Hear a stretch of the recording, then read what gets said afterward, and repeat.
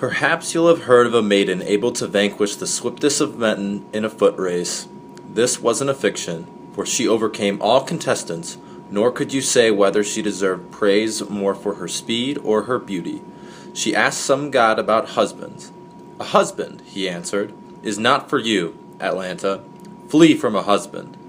But you will not flee, and losing yourself, will live on.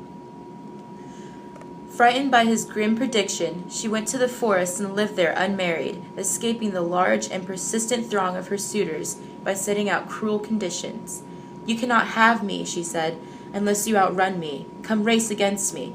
A bride and a bed for the winner, death to the losers. Those are the rules of the contest."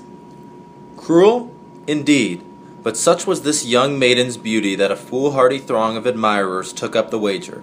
As a spectator, Hippomenes sat in the grandstand, asking why anyone would risk such a danger just for a bride, and disparaging their headstrong passion.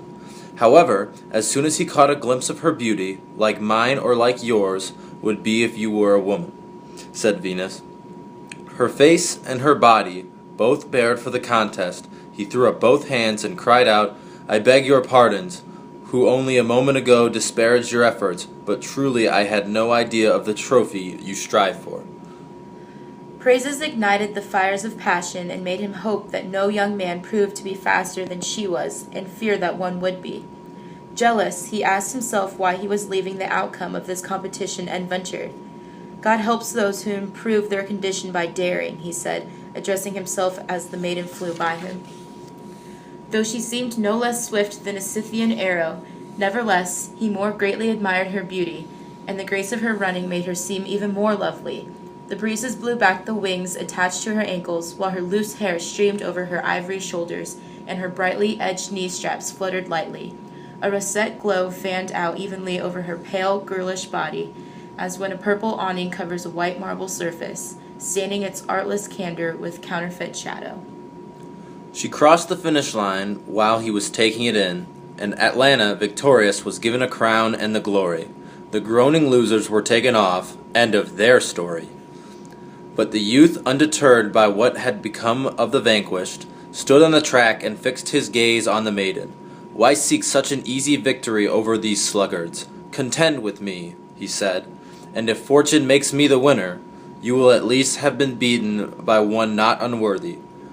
I am the son of Megaris, grandson of Neptune, my great-grandfather. My valor is no less impressive, than is my descent.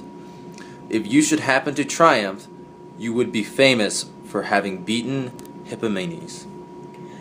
And as he spoke, Atalanta's countenance softened. She wondered whether she wished to win or to be won, and asked herself which god, jealous of her suitor's beauty, sought to destroy him by forcing him into this marriage.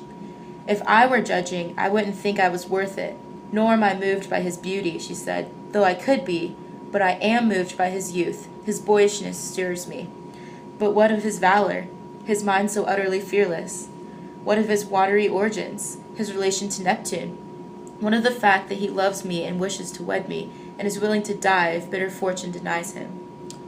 Oh, flee from a bed that still reeks with the gore of past victims, while you are able to, stranger. Marrying me is certain destruction. No one would wish to reject you, and you may be chosen by a much wiser young lady. "But why should I care for you, after so many have perished? Now he will learn. Let him die then, since the great slaughter of suitors has taught him nothing. He must be weary of living. So must he die then, because he wishes to wed me, and is willing to pay the ultimate price for his passion? He shouldn't have to.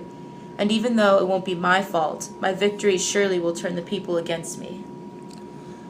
If only you would just give it up, or if only since you're obsessed with it, you were a little bit faster. How very girlish is the boy's facial expression. Oh, poor Hippomenes, I wish you never had seen me. You're worthy of life, and if only my life had been better, or if the harsh fates had not prevented my marriage, you would have been the one I'd chosen to marry. She spoke, and moved by the desire that struck without warning, loved without knowing what she was doing or feeling. Her father and people were clamoring down at the racecourse, when Neptune's descendant Hippomenes anxiously begged me, "Cytherean Venus, I pray you preside at my venture, aiding the fires that you yourself have ignited. A well-meaning breeze brought me this prayer, so appealing that, I confess, it aroused me and stirred me to action, though I had scant time enough to bring off his rescue. There is a field upon Cyprus, known as Tamasus, famed for its wealth. In olden days it was given to me, and provides an endowment now for my temples. And there in this field is a tree.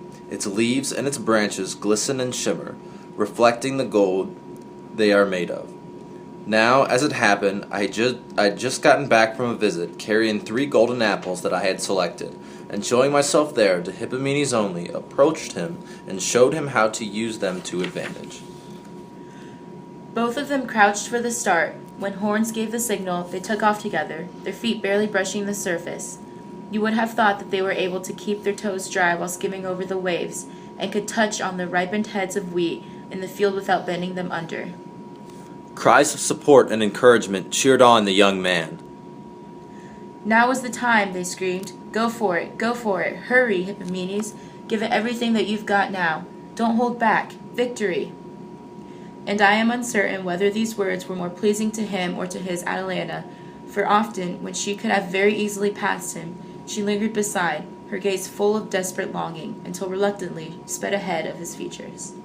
And now, Hippomenes, dry-mouthed, was breathlessly gasping, the finish line far in the distance. He threw out an apple, and the sight of the radiant fruit astounded the maiden, who turned from her course and retrieved the glittering missile. Hippomenes passed her. The crowd roared its approval. A burst of speed now, and Atalanta makes up for lost time. Once more overtaking the lad, she puts him behind her. A second apple. Again she falls back, but recovers. Now she's beside him, now passing him.